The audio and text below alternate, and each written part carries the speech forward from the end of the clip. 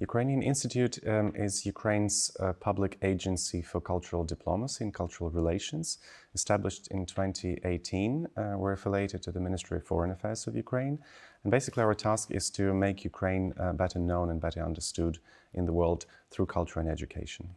The way we work today has obviously changed after the 24th of February when the full-scale invasion began, because on top of our mission that we had been implementing before, we are now tasked with an impossible objective to satisfy incredible global demand for all things Ukrainian, for knowledge about Ukraine, for better understanding of what the country stands for to understand the reason for the ongoing war. But of course, the bigger question to that is, what kind of Ukraine do we communicate internationally? What we choose to represent Ukraine and what we choose to leave behind? My answer to that question, my team's answer to that question is, we have to be honest. We have to project an image of a country that is complicated, that is sometimes controversial, that has its ups and downs, that has shortcomings and advantages. And that obviously is in the global spotlight today. So in our work, we try not to project a very, positive and thereby a partial image of a country, but just to be honest and speak about our hardships, but also speak about our wins and about our advantages. And war will disappear eventually from news headlines, but the task of cultural diplomacy is to make Ukraine stay in people's minds and within people's mental maps for the years to come, even when hostilities hopefully will have ceased. The first thing that strikes me every time I leave Ukraine is normality. So, I find myself, as I leave the country, I find myself in an environment that is not dangerous, that is not threatening, that doesn't have air raid alarms, and you can observe people living and enjoying their daily routines and daily normal lives, and that immediately strikes me, and that's a very, very visible difference to what Ukraine may look at the moment. Mentally, right, you have to have a time to adjust to that normalcy and normality and get used to it. Obviously, Edinburgh in August is the biggest global festival hub with so much going on culturally. And I think what the Edinburgh International Culture Summit does excellently is add the policy dialogue dimension to what's going on in Edinburgh throughout August.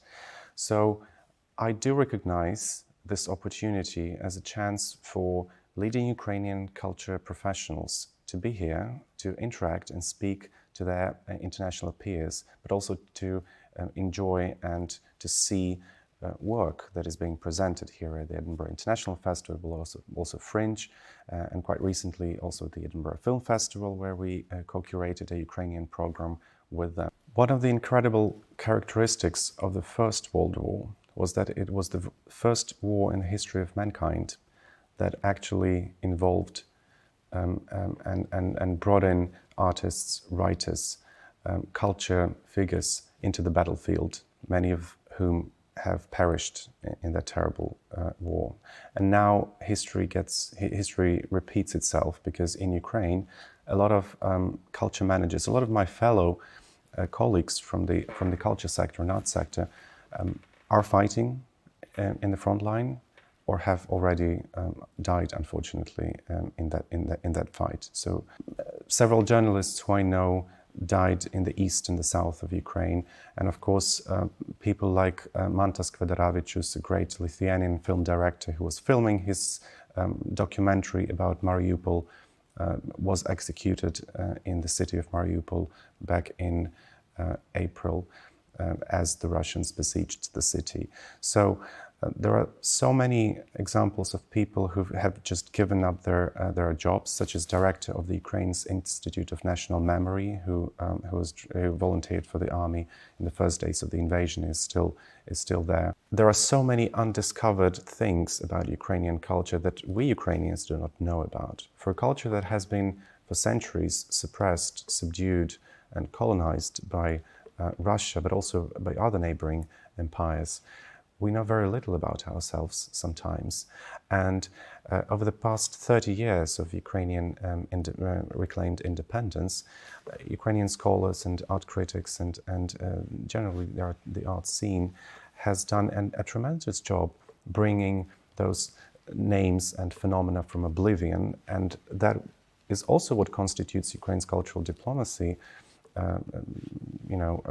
effort, because we are reminding ourselves of who we are, and then we of course are able to project that identity, multiplicity of identities internationally.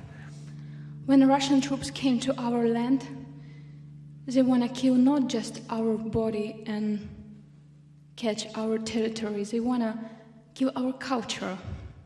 So price so high. Thank you. I just want to say you, like a woman, like Ukrainian artist, just like a people, thank you for everything what you gave to Ukraine.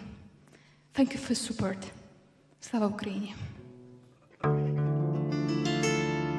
Maryna Krut is a Ukrainian bandura player. And bandura is a traditional Ukrainian instrument that has a very long and tragic history, because during the Soviet totalitarian occupation of Ukraine in the 20th century, bandura was seen as a nationalistic instrument that promoted Ukrainian nationalist identity, and of course that was incompatible with the agenda of the totalitarian regimes.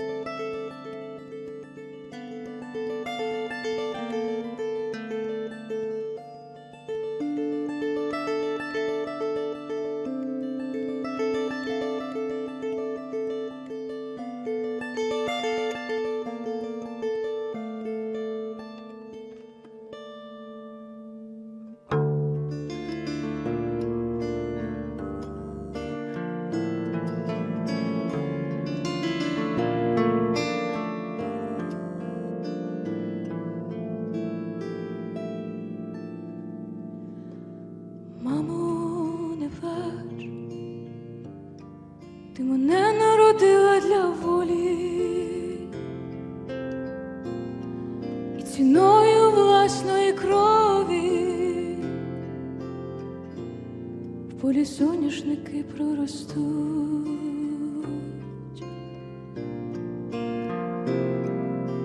Мамо, я в путь, бо немає уже що втрачати.